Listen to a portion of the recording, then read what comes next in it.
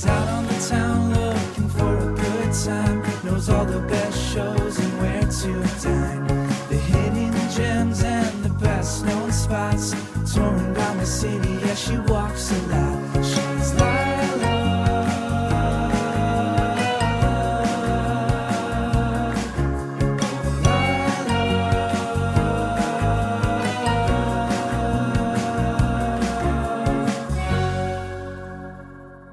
Thank you, Adam Guy from I Know a Guy Tours, walking tours in New York City. Thank you for joining me on the second podcast for Welcome to New York, Lila's version. I really wanted to have you on, Adam, because I've gone on 9 walking tours with you in just over 2 years, all over many parts of New York City, not to all 5 boroughs. But you would think by now we would have gone to all 5 boroughs, but I do have my favorites. We'll get into that. And I just thought it would be a great opportunity for the people that come to my travel blog to get exposed to you and everything that you do besides just my Facebook posts. So tell me a little bit about yourself, Adam. Yeah. Thanks for having me on, Lila. Yeah, we have been around the city, and you're right, we haven't been everywhere. There are certain places I just don't go for lots of reasons. Not that they're bad places, just from a walking tour perspective, they're not as flexible. New York is a very, very, very big place, and sometimes those walks are very big, and even with subways, it's a tricky one. But yeah, so I offer private half day and full day walking tours around New York City. Lots of great neighborhoods. We use the subway, of course. No cars, no vehicles, but we get to see different parts of the city. I tend to focus a little bit on more the off the beaten path things, which is to say, I love Midtown, I love Grand Central. But the reality is most people are staying right in the heart of that. And if we're going to make sure you see enough of the city, I always try and encourage people, let's figure out the right places that's helpful for me to have you go. Also, Let me teach you the subway. Let me show you how easy it is. Let me show you how easy it is to navigate so that the rest of your trip feels successful. So that's what I really try and do. And at the end of the day, my goal is this. I want to teach you stuff, but I want you to fall in love with the city. And I want you to see all the cool parts, and I want you to try all the desserts, and I want you to find the cool bookstores, and I want you to see all the iconic stuff, and I just want you to laugh and play, because that's what it's about. If I had to assign a word to you and how you go about what you do from start to finish, the word is connection. It's total connection. And it's not when I think connection, if you say that word to me, I think connection between 2 people or 3 people. I think connection between humans, right? But with you, I think it's much more than that. It's connection to the person initially, finding out what they want. And of course, typical Lila fashion. When I called you a little over 2 years ago, you're actually a friend of a friend. You're friends with my friend Marnie Feinberg, who I went to UT with. I went to college with in Austin way back when. And she had tagged you in a post on a visit that she made, I think back in like 2022. And I was like, oh, who is this? I don't know all of Marnie's friends. I haven't seen her since college, but she was in New York City. And I had started taking regular trips to New York City. And I was like, why is this guy named I Know a Guy? Like, what is this? So then I started following you, and then I reached out to you. And then I started to say, in typical Lila fashion, like with what you just said, a lot of people who are coming to you and getting tours, they're staying in the Midtown Manhattan, Times Square, like the touristy areas, and they want to see those areas. And of course, I called you and I was like, oh, I want to see Queens. And you were like, no one really wants to go on a tour of Queens, but can you kind of flesh that out for me? Yeah. And my strategy on that was I can navigate Midtown, and I've stayed in Brooklyn Heights with a friend of mine, and I don't know that I'm going to go to like Long Island or Staten Island, like at least on this trip that we were talking about. But I really want to explore Queens. And so I'm tying the thread back to connection. You walked me through it. You said, Queens is really, really big. You told me 3.5 Manhattans can fit into 1 Queens. And even more, 5, actually 5. Is it really 5? 5, okay, yeah. Well, I don't know why I got stuck on 3.5. No, it's because Brooklyn's 3.5. So Oh, you're right there. You're right there. Yeah. Maybe, yeah, then it must have been that, because I had mentioned, oh, I've been to Brooklyn Heights. I Yeah. don't, maybe Brooklyn another time. And It's you all just said, big. It's all big. it's so big. And I said, well, I want to go to Utopia Bagels. And you looked it up and you were like, it's in this part of Queens. And I said, and I want to see, there was something else I wanted to see. And you were like, Lila, that's a totally different area. But you managed it down. You squeezed it down, Yeah. figuratively and literally into what was doable, and off we went. But Yeah. again, back to the connection. So that was my first tour with you, which was literally off the beaten path. But the connection where we talked about it, we solidified the date. I did a half-day tour with you. And of course, it was the rainiest day that entire month. It was March of 2023. But again, we got through it. We had a great time. It was wonderful. And I can get into that a little more later. But even you said, well, you always ask, what hotel are you staying at?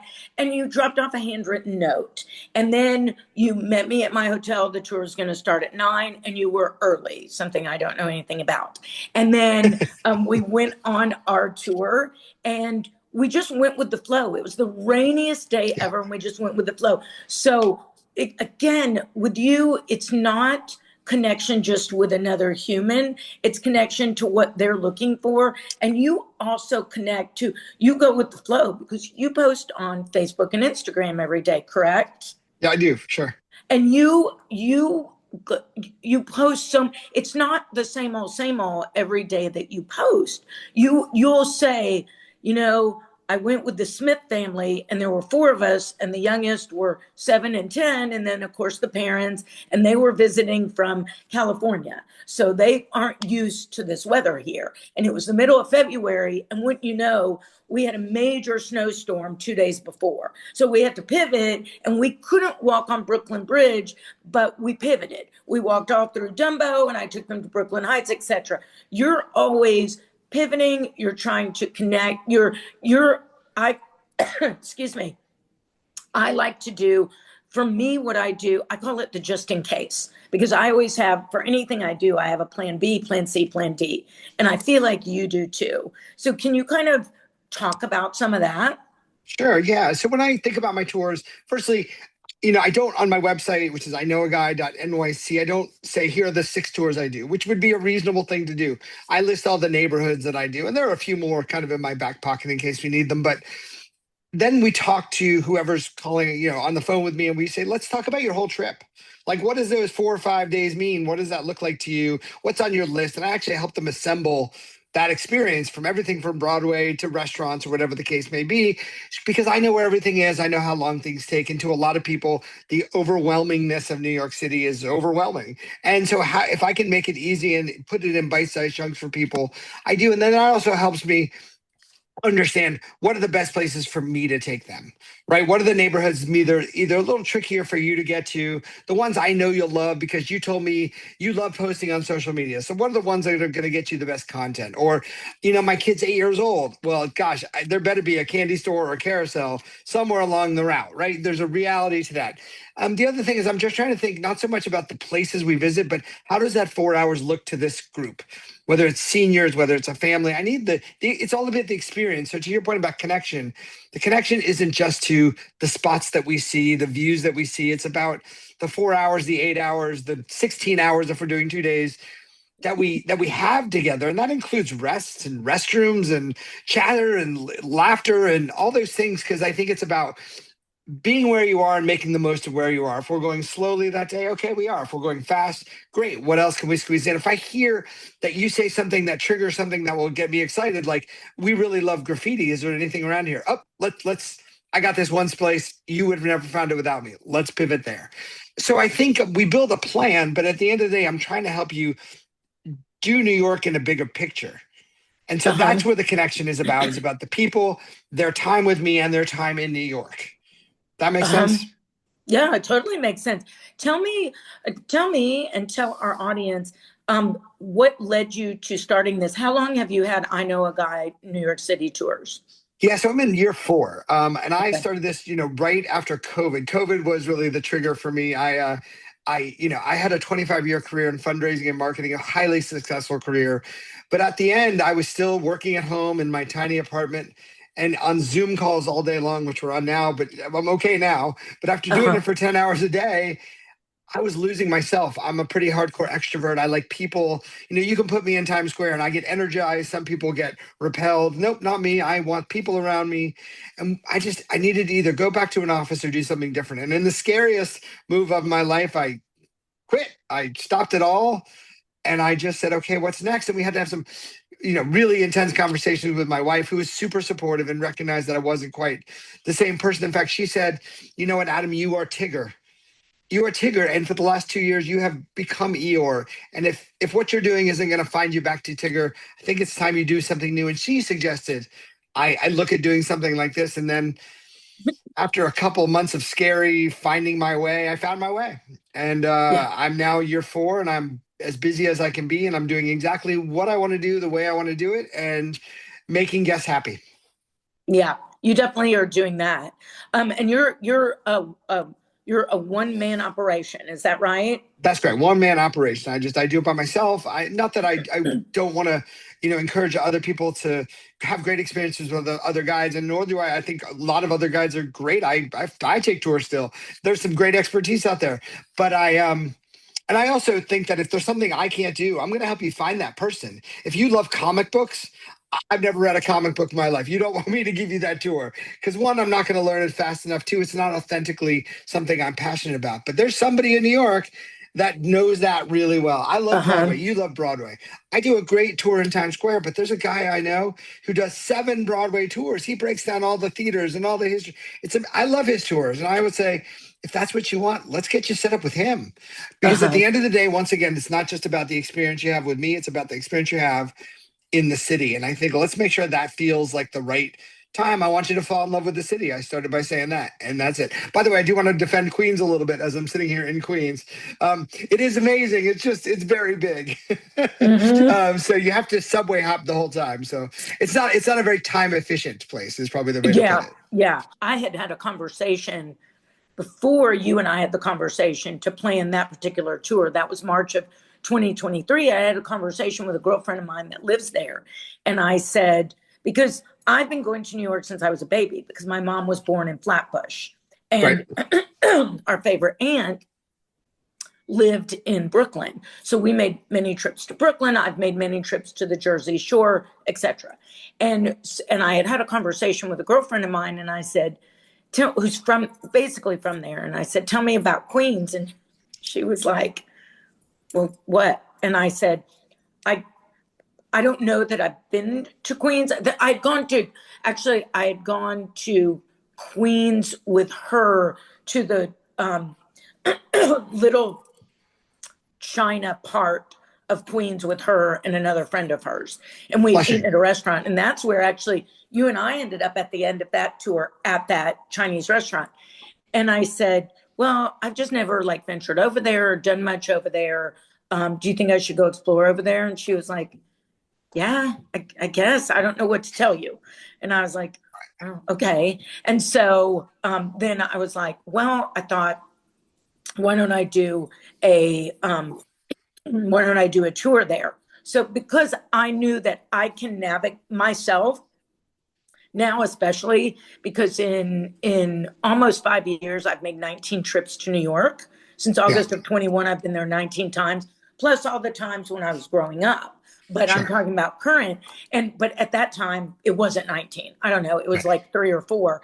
And I knew I could get what I wanted in Midtown myself. So I really liked going to Queens with you. I mean, Yeah, I think you can guess my favorite thing that we did was where you showed me the street in front of the church, where the guy who invented Scrabble first took that's his right. game Scrabble.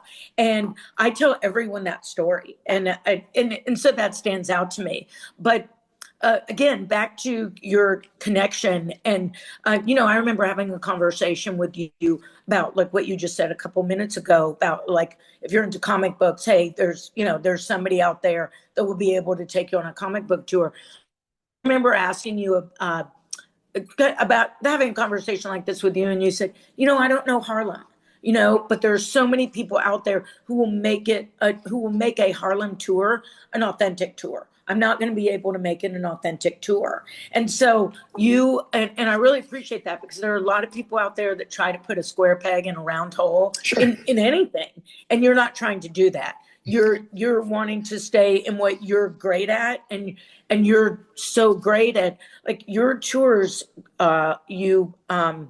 You will do Queens, Financial District, Greenwich Village, High Line. Tell us some more about that. Yeah, you should know I actually love Harlem. It's one of my favorite neighborhoods. But as I learned it, and I have learned it, and I've actually given a tour there. But as I did it, it's 2 hours of really understanding the African American journey through the Great Migration, landing in the Harlem Renaissance, which is vibrant time, and I get excited about it. But I know that I'm like a middle-aged white guy sharing all this African-American history, which really can be done so much better by an African-American who lives in the neighborhood, who can give that voice. And one day I might I don't say get over, it's the wrong word, but really embrace it in a more thorough way. But I'd rather give those folks an opportunity to really tell the story.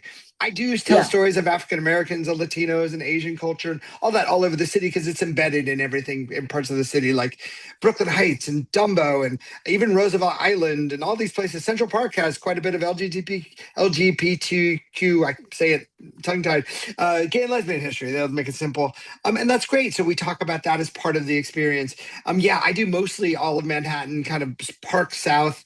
I do some in Brooklyn, a little bit in Queens. And what you should understand, and most people coming to New York, that is an overwhelming amount to start with. Like, that is plenty for 3 or 4 days of touring. So it's not that I'm devoid of content. In fact, I probably am bursting in the seams. I've had somebody who did 3 days with me, and they really covered almost everything I could cover. One, because not only do I know it, but I know how to navigate it, which is the time eater for almost every guest that comes into New York City is, how do I use the subway? Oh my gosh, I'm on Google Maps the whole time trying to figure out where I'm going. How do I take a left? How do I take a right?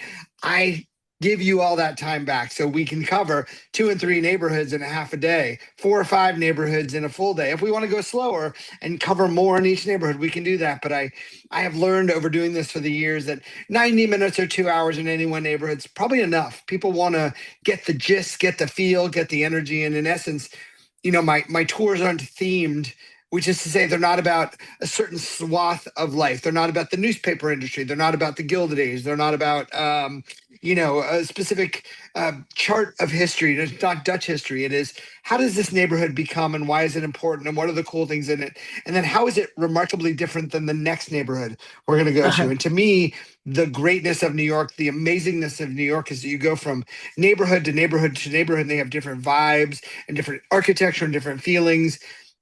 And you're like, wow, it's so diverse on every level, from people to energy to architecture to food.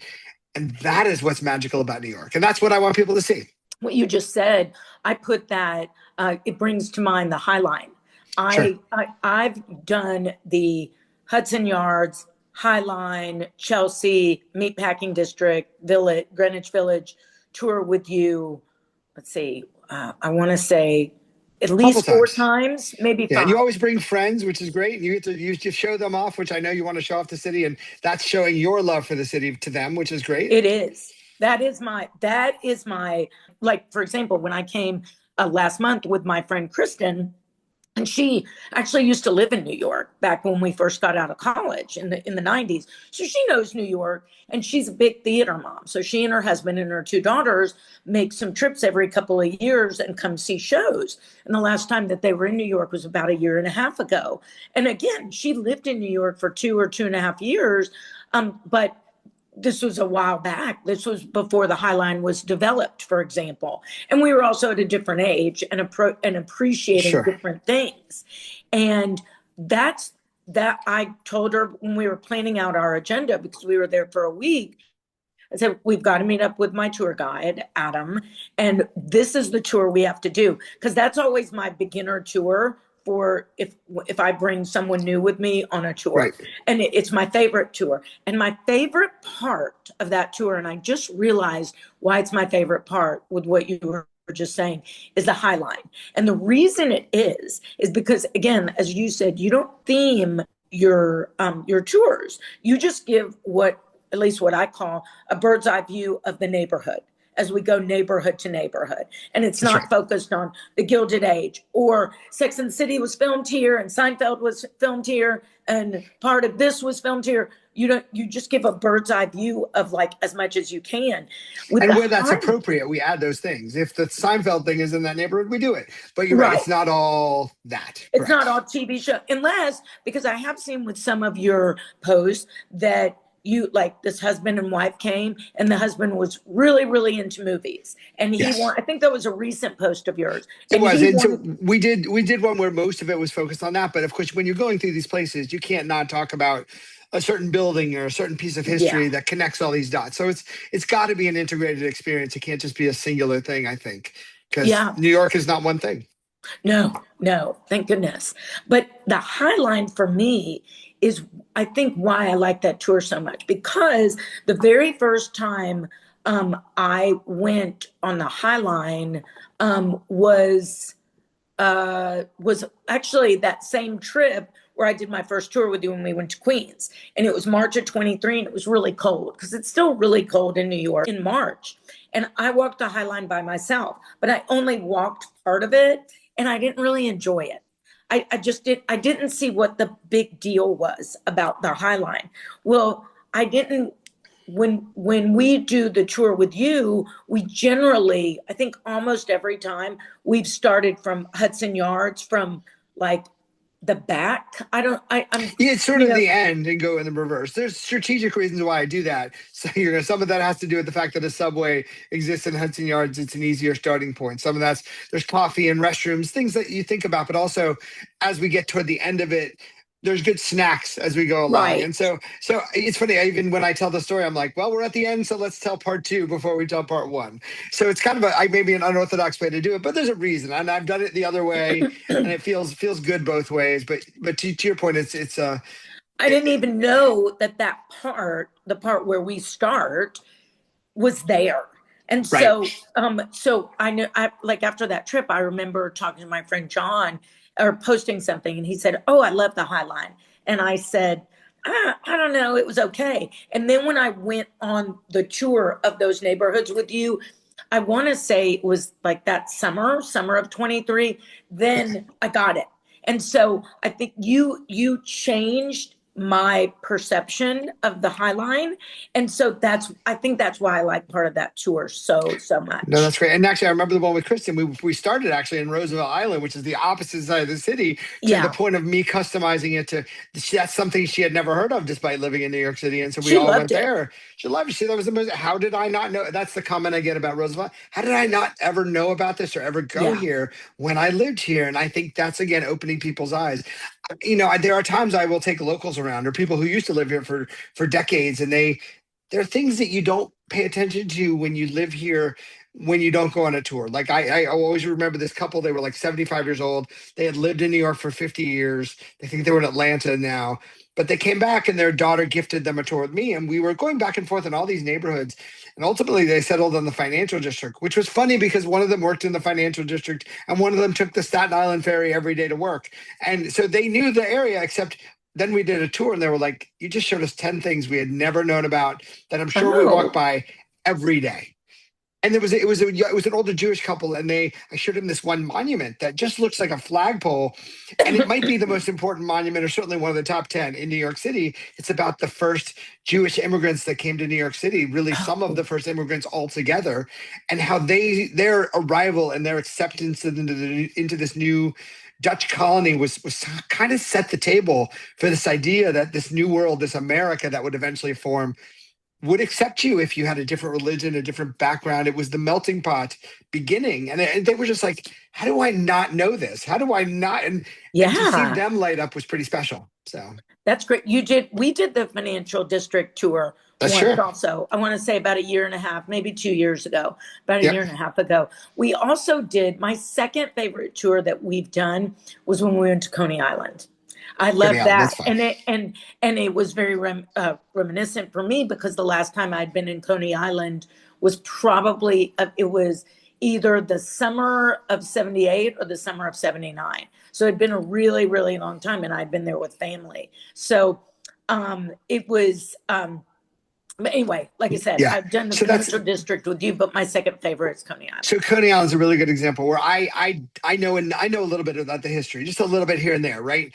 But one of the reasons that's not a part of my regular kind of tour agendas is to get there takes about an hour. It's not Yes. a hard hour, it's an easy hour. But if we're going to do a half day and you're going to spend 2 of those hours on a subway car, it's not a good maximization of your time with me and of the experience. Can I give you all that you need to do it on your own? Absolutely. And doing it at the right season is important, although we liked it that it was empty.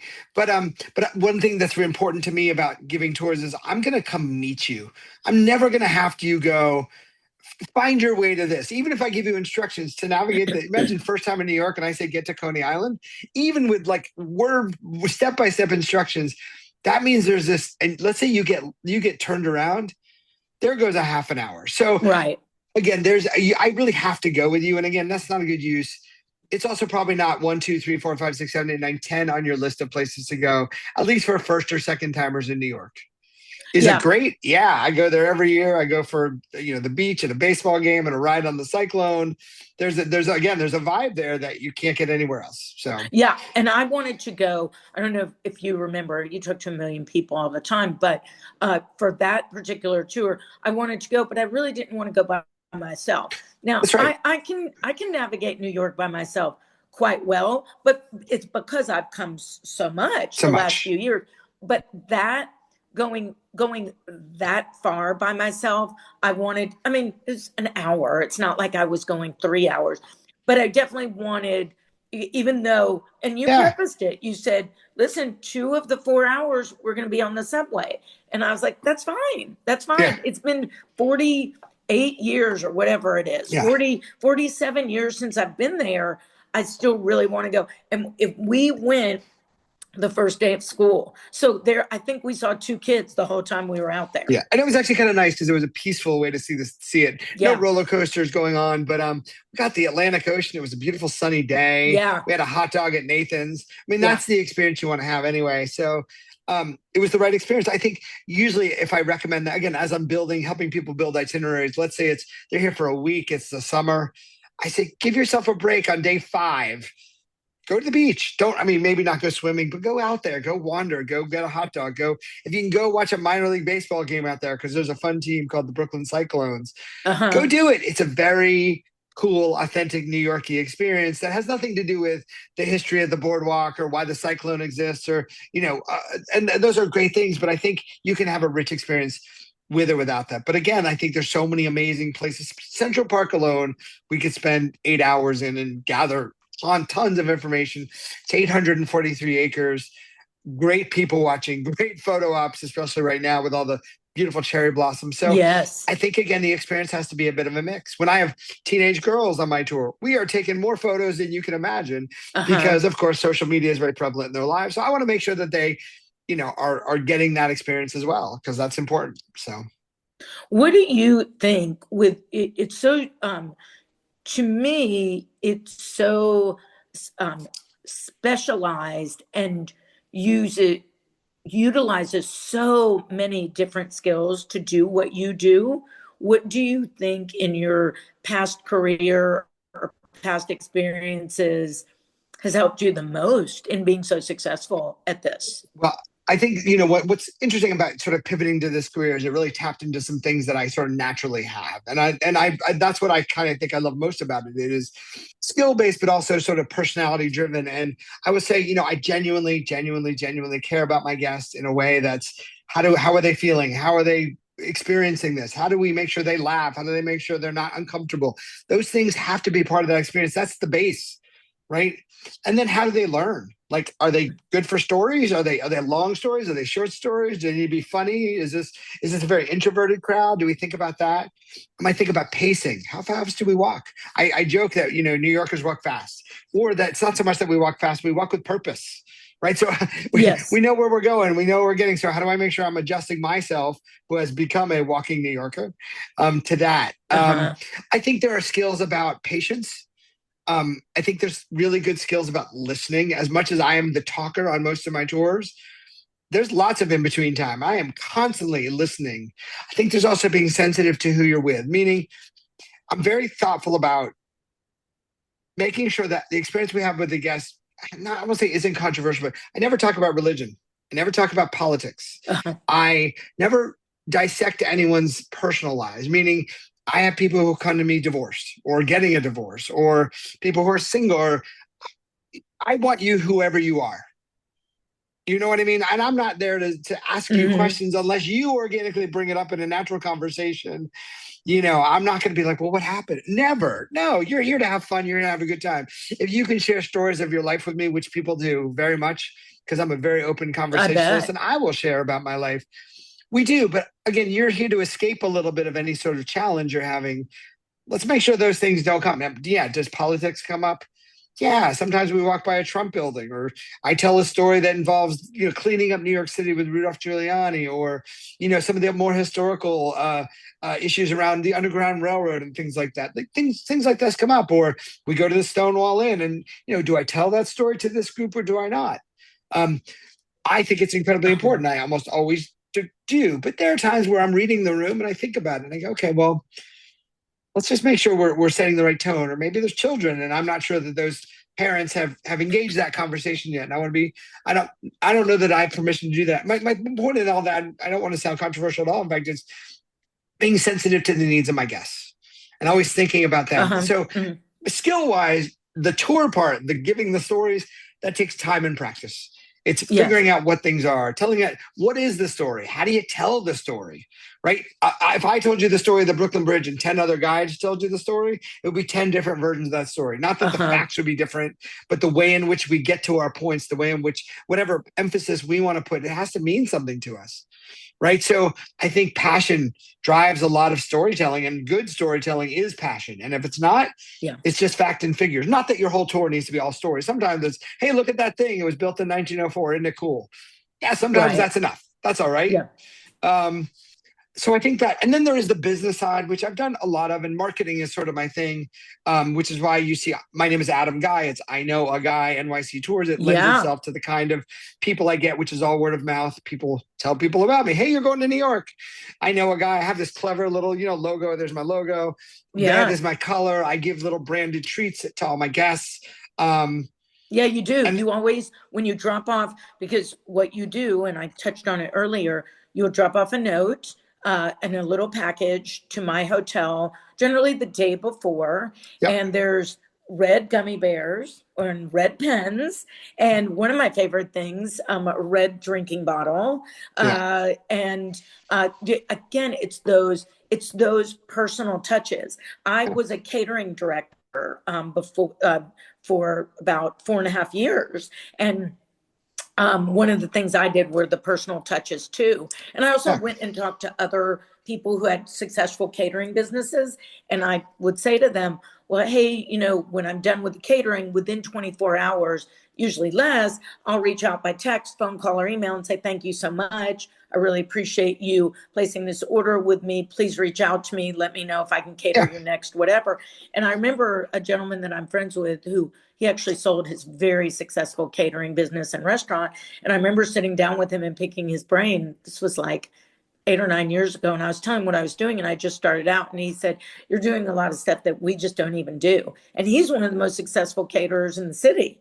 And so the thread back is that you do that too, with the sussies, with the gummy bears and the pen and the hand sanitizer and the note. I mean, just the fact, the note, and then also a follow-up email to thank me for spending time and money with you within 24 hours, within less than 24 hours. Yeah. And usually what I kind of tell everyone is, the first time you contact me, that's when our relationship starts, right? It'll continue forever if we can do that. But at the end of the day, you have me until you get home from your trip.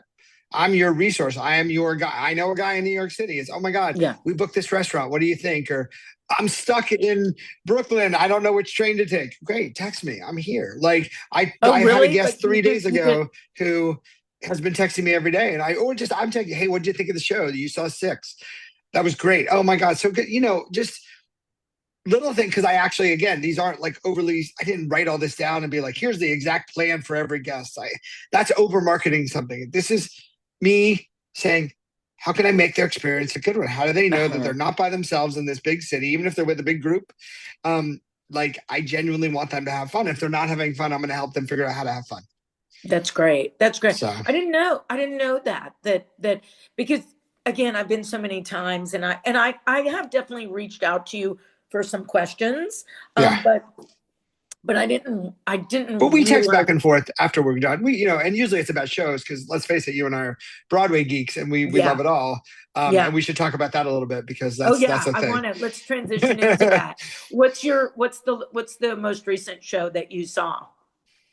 I saw one last night that I didn't love, and it's funny. Some of it was because the audio was so loud it hurt my ears. It's a little show called Ken Rex, but I don't want to dismiss the show. The best show I saw recently, and I've seen it twice now, was called Jesse Malin's Silver Manhattan, and it's a little off Broadway show, off of Broadway really. That's about this rock guy who's big in the '90s, kind of new Bruce Springsteen. All these guys grew up in the Lower East Side in Queens, and unfortunately, a couple of years ago, got paralyzed. And it's the story of him like becoming a rock guy and then all of a sudden his life flipping upside down by becoming paralyzed, and like his journey back like had to do it through music. And just he sits up on stage in a wheelchair and tells this story and plays his songs, and it's uplifting and emotional, and he's so authentically himself, and it was just amazing. And that's a small show. And then I'd say I saw a show with Daniel Radcliffe recently called Every Brilliant Thing, which is Oh gosh, about yeah. suicide and mental health. And you think, oh my God, that's a terrible topic. It's about finding joy as a way to overcome that or Mhm. wrestle with that, and all the brilliant things that are out there that you should really embrace. So really uplifting and unusual experience. But I love going to shows. As you know, I love going to shows. I think I've seen like 30 this year already, which for most people would be like 10 years of shows. I know that, Yeah. but in New York City, it's nothing. Um, and I think that's just, well, again, back to why do I love New York? Nowhere else in the world, not even London, can you see that many shows every day of the week, 24 hours a day, 365 days a year. You take what I noticed with you, because your personal page on Facebook, you and I are connected, and of course I Yeah. follow you on your work page, and you take full advantage of the city and you love the city. Yep. There can be a blizzard, it can be raining for 4 days, it can be dreary, there can be all the crazy stuff with politics, but you are like, oh my God, do I really, like, just on a random Tuesday in April, you'll post a picture of a tall skyscraper and you'll say, oh my God, I love living in this city. I have to pinch myself that I live here.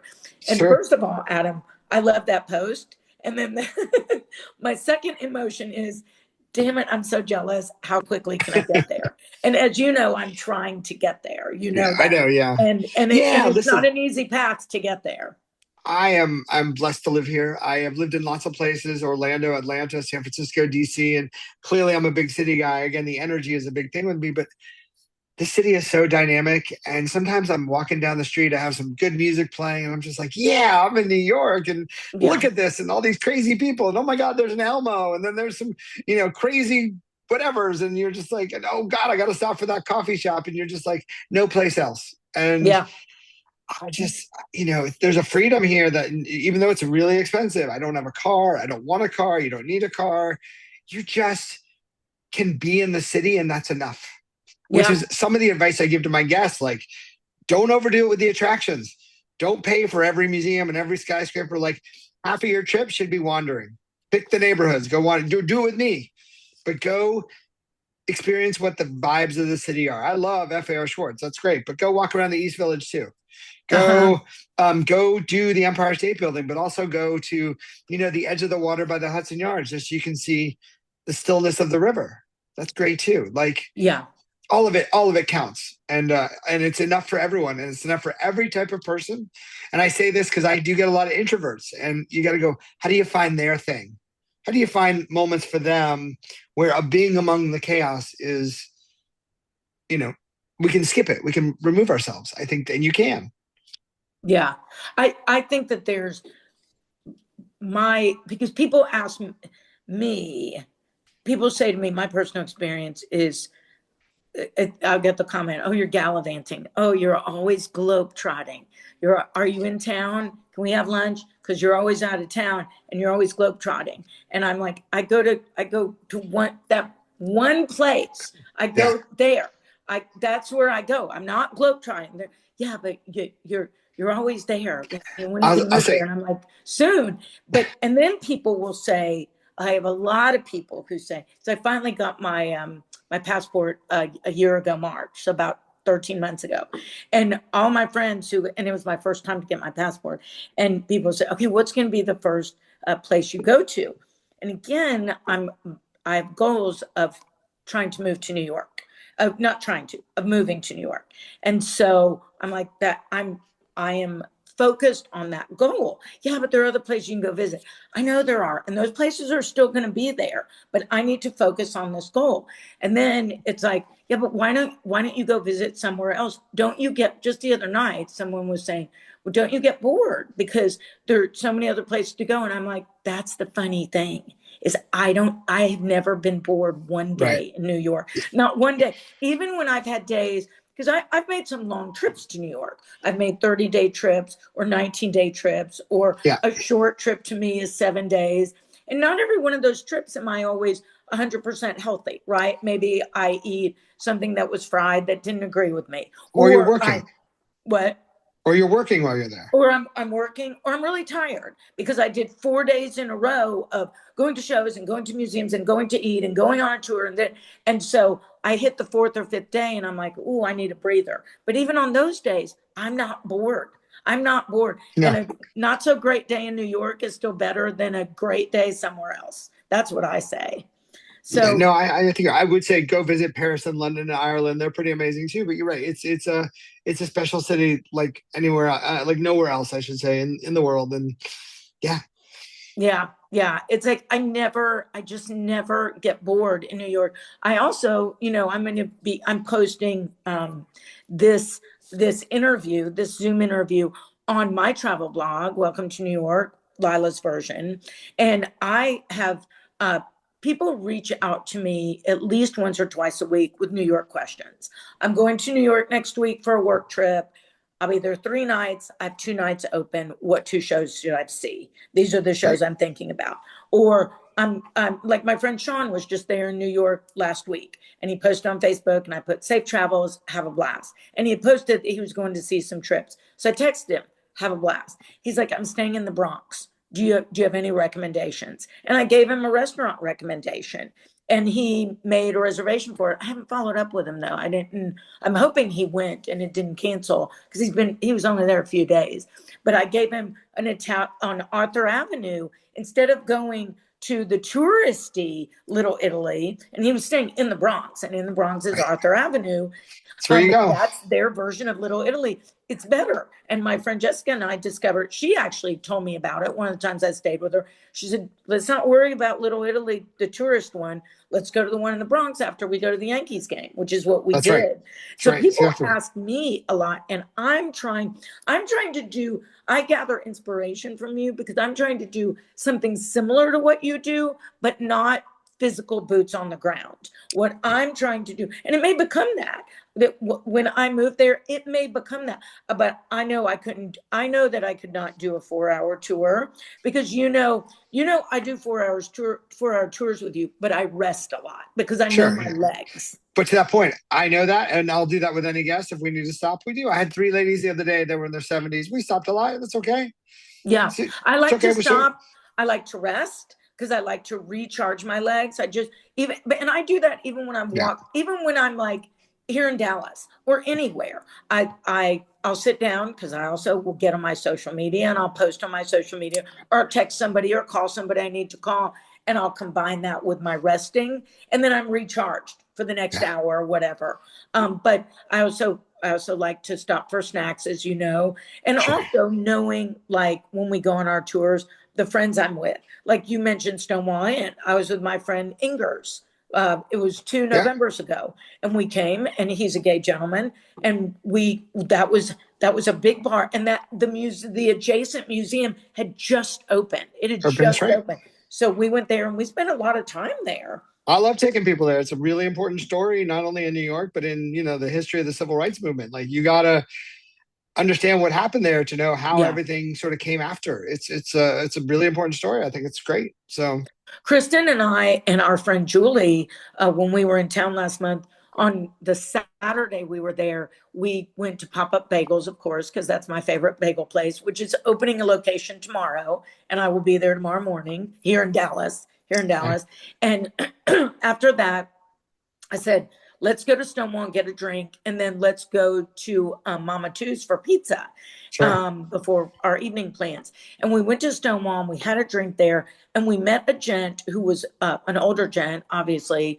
And I say obviously, he was bussing our table, and he said he was there the night of the Stonewall riots. Wow, he He must have had some stories. Yeah, he was there that night. And so we didn't go See, looking for him. We just went to nope. have a drink at Stonewall, and we met a guy that was there that night. So that's and like I said, what I'm trying to do something, a little different, but still tourism for New You're York. more concierge style. You're more, I've been Yes. there. What can I show you? Yeah. Yeah, and people reach out to me, like I said, and they'll ask me what shows, or I'm staying in this neighborhood, or what hotel can you recommend? And what I try to tell people is New York is more than just trying to get a tour of the Statue of Liberty, going to the M&M store, and eating some pizza and bagels. It's And all much those more things are than great, that. by the way. But yes, And you're all those right. things are great, but I also, when I'm talking to people about New York and when I'm posting, because I post a lot on Facebook, and then all of those posts go into my travel blog.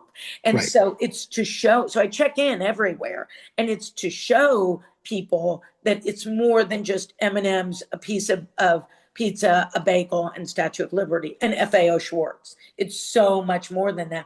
And there are ways to get around things. You can see the Statue of Liberty. You can't go up in the crown, but you can see it from a distance and get some great pictures on the free Staten Island ferry, which you and I actually did on one of my Sure. tours. It's a good way So to relax. 100%. I think that's good. yeah, I would also say this just uh, easily going to you for Broadway is good to get recommendations because people do the same thing to me. And I think, yeah, most people around the country only know what they know based on what comes to their hometown. Well, you should know that those shows that are traveling are usually 2 to 3 years old in terms uh-huh, of Broadway. So coming to Broadway is, first of all the theaters are much smaller than anywhere else in the country. You should know that. That's kind of why the Broadway experience is what it is. The average house is around 1,200 seats. Most theaters around the country average around 3,000. uh-huh, Because they're multi-purpose for ballets, operas, things like that. Broadway houses are typically built for Broadway houses, and there's levels. There's Broadway and off Broadway and off Broadway, but those shows start out on Broadway or off Broadway, and they have an energy, and they try stuff, and they're a lot of shows don't even make it out to the field because they're maybe not big enough to travel, if that's a sense. But there's some dynamic shows, and I think seeing all of them or as many as you can within a budget, because they can be expensive, is a great thing to do. I think it's a very New York thing, and it's different than seeing it in Atlanta or Dallas or Minneapolis or wherever it's just different. yeah. It's It's different to be in different. a house with 800 people and watch, Hamilton, and you're like, oh my God, I'm right by the stage. So Yeah. The one that stands out to me, seeing it just was magnificent, and I can't imagine it being on tour, was the picture of Dorian Gray. And for sure. and I saw that twice last year. I saw it with my friend Evan, who's like my nephew, and and trying to think if I saw it alone or if I saw it with my friend Audrey. I can't remember, but I know I saw it twice, and it just blew me away. And I remember thinking, because I like to know how things work, and I like to, understand, like, okay, could this work on a tour? Could this work in Dallas at the Winspear Opera House? And I was like, I just can't imagine this being on tour. So to your point. Yeah, Okay, well, let's talk about food a little bit. sure. What's your favorite place? What's your favorite bagel place in New York to go to? Easy. So my favorite bagel place is called Best Bagel and Coffee. And you got to Okay. have a name like that. You better be good. It's on 35th Avenue between 7th and 8th. And listen, there are lots of great bagel places, but consistently, I always go back there, and it always stacks up for me. So I like Pop-Up Bagel, but my issue with Pop-Up Bagel is you have a minimum 3, and Yeah. they require that you dip into the cream cheese. And I like my thick layer of cream cheese spread on the bagel already. Oh, And so that's my thing. And but best bagel and coffee, they get it right every time. And there's, Apollo's pretty good, and a Liberty Bagel's pretty good, and their Essa Bagel's pretty good. But Liberty, at some point, people ask you enough, you figure out your one, and that's my one. best bagel. Best bagel and coffee. Best bagel and coffee. And what's your go-to order? Usually everything bagel with scallion spread, not toasted. So they're always going to ask you what kind of bagel you want. There's different flavors. They're always going to ask you what kind of cream cheese. And then whether you want it toasted or not toasted. That's how it works. Now you can get bagel sandwich with the eggs and things, but that's a little different. So Okay. Yeah. And see, I love pop-up bagel. I know the 3 bagel minimum, because I do a lot of solo adventures, Sure. adventuring in New York. And so getting the 3 bagels, and then if I want to go to the Metropolitan Museum afterwards, well, let's face it, I'm not only going to eat 1 bagel, but I'm going to have to, you're not allowed to walk into the museum with food. So you have to plan that, but they're tasty though. I'm not going to knock them, but so. Yeah, I love, but pop-up bagels, right? It's rip and dip, and I love their crazy cream cheese and butter flavors. I can't wait to go tomorrow. I'm actually going to get up super early and go stand in line, and I'm going to wear my my pop-up bagel T-shirt that I got last year. Okay, Very nice. What's your favorite? To me, this is very controversial. I'm in some tourist groups on Facebook, New York City tourist groups, and people who have never been to New York or don't come very often, they'll pose the question, what's the best pizza place to go to? What's your favorite pizza place? And people lose their minds in the comments, because they're like, oh my God, please. People New Yorkers they lose their patience with that question. But you have to think about the person who lives in Idaho, who's never been to New York City, and they don't want to waste their taste buds on a bad piece of pizza. But what is your favorite place for a piece of pizza? Again, back to the same thing. You try plenty of places, and consistently, and I had it this week, I literally bought a whole pie and brought it home after eating it the day before with some tour guests. But it's called New York Pizza Suprema, and NY Pizza Suprema. It's on 31st Street and 8th Avenue, right behind Madison Square Garden. It's just this little hole in the wall. They're just consistently, the sauce is sweet, the crust is great, and listen, I know all the other ones. I know Mama Two's and the Industry and Bleecker and Best Joe's, and I've got them all. I've done them all, but I consistently go back to this one. And you should know there's a myth that there's only one kind of New York pizza. Well, the typical New York pizza is known for the bendy, greasy slice, which is kind of what I like. Neapolitan is very popular here. The sort of thicker pizza has become popular. I think it's more about what is your gimmick, what is your cachet these days. And some of that's because of social media, and you need to differentiate yourself. But the Industry, really good. It's born out of Williamsburg. Now they have 2 or 3 shops. Delicious pizza, but it's got its own style. They have a hot honey pizza. Right. Not my thing. And that's okay. But some people go nuts for it, and that's great. If I tend to lean more toward the classic bendy, greasy slice, that's my style. And then people go nuts for Joe's. Nothing wrong with Joe's, but number one, there's lines, and number two, it became popular because it was appeared in Spider-Man, and so people it got its cachet because of that. Again, would I turn away a slice? No. Absolutely not. But if I had my druthers between New York Pizza Suprema and Joe's, 100% of the time with New York Pizza Suprema. I need to go to New York Pizza Suprema. There is a pizza place I went to back in my first longer trip, the trip where I first did the tour with you, March of 23, where I'd been in New Jersey for part of the day, and then I took the train back into the city. I think it dropped me off or right near Madison Square Garden. Then I was going to meet my friends at Harry Potter. You can see my T-shirt. There we go. I'm representing. And I went to a pizza place, and it looked like just a regular corner pizza place. And it may have been that place. And it was a really, really good slice of pizza. My favorites are Mama Two's. They have their Angry Nana, which has the hot honey on it. It's got the pepperoni and the hot honey, and it is my absolute favorite. And right in line with it also is Upside Pizza, which is, there are several locations around town.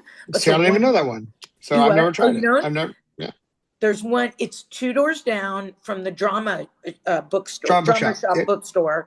And one day I went in there after I'd been in the bookstore and I got just a slice of pepperoni pizza, and it just it checked every box that day. Hmm. And so it was just that experience. I had a great time in the bookshop, and then it was just it was like that memory. And so I love going to get pizza there, but it's like art. It's subjective. Same thing with Yeah. bagels. It's what you're But wanting. you're right. People get fierce about it. I'm like, don't. Just try them both. Yeah. Just try them both. Because what you may like, I may not like, and That's right. that's okay. That's okay. I think of the many, many people I sent to New York Pizza Supremo, only one was like, it was good, and I'm okay with that. But yeah. Because you've just seen the look on this kid, Levi's face, 16-year-old kid who I took the other day. He was like, eyes bulging, best thing I've ever eaten. We're going back tomorrow. I'm like, I am too. So. Okay, how many pair of kicks do you go through in 1 year? So I'm a Hoka wearer. I wear these Hokas all the time, different colors, of course. I went through 9 last year. Okay. I'm currently rotating 4, and we're kind of nearing the end of this busy season. So in May, I'll switch to another set of 4. It's really just to protect my feet. I mean, I'm on my feet all the time. I walk more than 20,000 steps every single day. Last year, I walked nearly 3,400 miles. So, my feet are my business. So I do my best to take care of them. So good shoes, really important. That's awesome. That's great. That's amazing. Also, what kind of advice would you give to someone that would want to book a tour with you, has never been to New York? Let's say that they're staying near Bryant Park. Okay, so they're not staying in the heart of Times Square, but close by. They're going to go see Wicked. They're going to take their kids to the M&M store and to FAO Schwartz. Great. They're going to do like a sundown tour. Boat tour. Sure. Boat tour. And they called you, and then let's say they have a couple kids. No, let's say they don't have kids with them. Let's say it's a couple, and they're from Iowa and they've never been to New York. Sure. What would you recommend to them in terms of a tour and enjoying the city? And they're in the city for 4 days. Sure. Well, first thing we're going to do is say, tell me when you get here, like 2:00 on a Tuesday, tell me when you're leaving, because that'll define the parameters of your whole trip.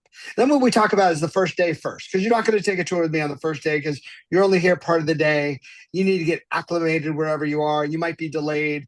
Don't plan too much. Don't book your Broadway show that day, because if your flight's delayed, you're in trouble. What I say is get me on the first full day you're here. Okay. And let me get the morning, because what we're going to do out of the gate is teach you the subway. We're going to get on the subway wherever we're going. But we're also going to build your 4 days. So you might have a little list of things that you want to do. Great. Tell me your list. Because what we're going to do is assemble it in the right order. And we're going to also do it in a way that there are things you need me for and there are things you don't. You don't need me for the Empire State Building. I can't make the lines move any faster. Half of it's a museum. Is it nice to have me pointing out what things are? Yeah, but that's a long experience that also requires tickets. It's a little messy, but I can tell you how to do it, and I can tell you when to do it, and I can tell you the best ways to do it.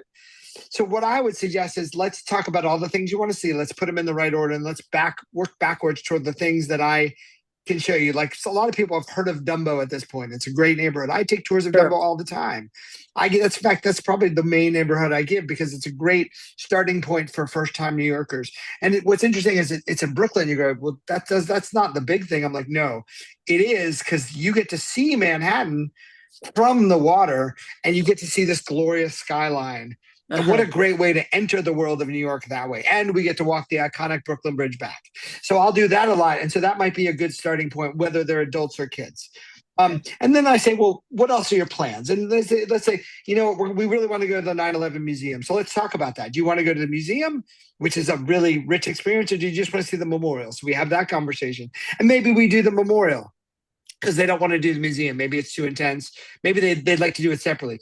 Maybe they're big history buffs and they think the financial district would be great to do, because there's lots of, George Washington and Alexander Hamilton and some really important trials of, that took place. Maybe they really like the TV show Friends, and we should navigate Greenwich Village, but that's a great example that you are going to get lost in that neighborhood without me. And by the way, sometimes that's the exact right thing to do. Go get lost in Greenwich Village because that's Uh-huh. lovely to discover something fun around the corner. For sure. But I can take you there and show you some of the cool things and some of the weird buildings and a cool bakery. And so we will figure that out based on what they need, and based on what the rest of their schedule is, or if they have special interest.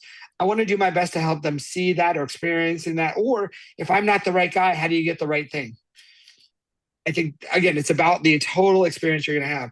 So I got to have the conversation with you, and I'm going to be helpful. By the end of that call, you are going to be light years ahead. I had this a woman who called me with her family, and she's a doctor. She's a busy doctor with 3 kids. She didn't have time to plan a whole trip for her family. And she said she called. So we did this whole thing. And an hour later, she had her entire schedule. I didn't book anything for her, but she knew exactly what to book for what time. And at the end of the call, she's like, you don't understand. I blocked off my whole weekend to plan this trip. And I didn't even know about half the things you suggested. And of course, she took a tour with me. And so it was really heartwarming to know that I made that difference. By the way, whether she ended up taking a tour with me or not, which she did, and they had a great time. And by the end of that week, they said they had like the best week ever. And some of that was because the stress of movement, the stress of planning was gone. She could just follow that plan. Yeah. And I think that's important. I think there's not one right thing. I think it's planning smartly, planning with a lot of wiggle room and not overdoing it. That's always my advice is I say, listen, if you don't have a plan, do one thing in the afternoon or one thing in the morning, one thing in the afternoon, one thing at night. Everything in between is fun. Uh-huh. Uh-huh. Yeah, that's great.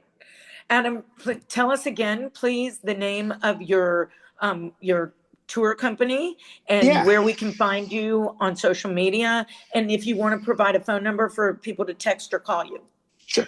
I'm sure it's I know a guy NYC tours because it's Adam Guy. So I know a guy NYC tours on my website is iknowaguy.nyc. So it's not .com, it's .nyc, but you can also find me on Facebook at I Know a Guy NYC and Instagram. What's great about those two, and I post a lot, I especially post stories about my guests, is you will understand what it is to go on a tour with me by my content. Like if you can't figure me out by that, I don't know what else there is, because I really genuinely put my authentic self out there, and you'll know what you're getting by booking a tour with me. I would say reach out in whatever form. My phone number is on my website. It's my direct phone number. There is no other Adam Guy. There's my wife, Janet Guy, but she doesn't answer my phone. Email is fine. I respond on Facebook. I respond on Instagram. WhatsApp for those international guests. I absolutely respond to that. And I'm pretty responsive. If I'm in the middle of a tour, you might get a text from me that says, hey, I'm on a tour, but I got your message. I'll get right back to you. Yeah. Being responsive is important to me. So that's it. Yeah, that's great. Being responsive is very important to you. Connection is very important to you. And all of that comes out from start to finish in any kind of interaction with you. I'm not going to go on 9 tours with somebody that I'm not having a good time with. And that's a lot of those being repeat tours. And I'm proud to say, because I know referrals are everything, I'm proud to say that some other people have reached out to you and done tours because of me posting about you. And I know a lot of my friends follow you too. And my friend Robin, I'll leave on this note. My friend Robin, she lives about an hour from the city in the state of New York. And I see her as much as I can when I come in and visit. Sometimes our schedules don't mesh. Most times they do. And she's my age. We went to camp together 40 years ago. She's married. She has 3 kids and they're all out of college. And she has said to me, I really want to, and remember, this is a native New Yorker. And she has said, we really want to do a tour with Adam, like for her husband's birthday. Her husband's a doctor. He's very busy. She's very busy. The kids are very busy. And she's like, we really want to do a tour with Adam. I mean, we're from here, but I see all the places that you go with on the tours with him, and we just think it would be so educational and so much fun. And that to me is an ultimate compliment from a New Yorker. That's great. And thank you for passing my name along. It's hopefully there's a little validation for you, because like you're a bit of a connector, and it's like people will say, I'm going to New York, and they'll call you, and then it's that little chain of knowledge that gets passed along. That's kind of the best way to do it. It is. So. It is. Adam, thank you so much for your time today. Thanks, Lila. It's been great. Yeah. Say hi to Janet for me. Oh, and how's your cat? Last thing, how's your cat? Well, she's right next to me. Hi. She's sitting here in the chair. So You she's told doing good. Kristen and I, didn't you get a cat just this year? Yep, she's napping right here. So Okay. so All right. it's Well, nap listen, time for her. So might be nap time for me too. there you go. Have a great day. Have a great tour this afternoon if you've got one. And we will see you soon. I know All right, a guy. Thanks, Lila. Looking for a good time, knows all the best shows and where to dine. The hidden gems and the best known spots, touring around the city. Yeah, she walks a lot.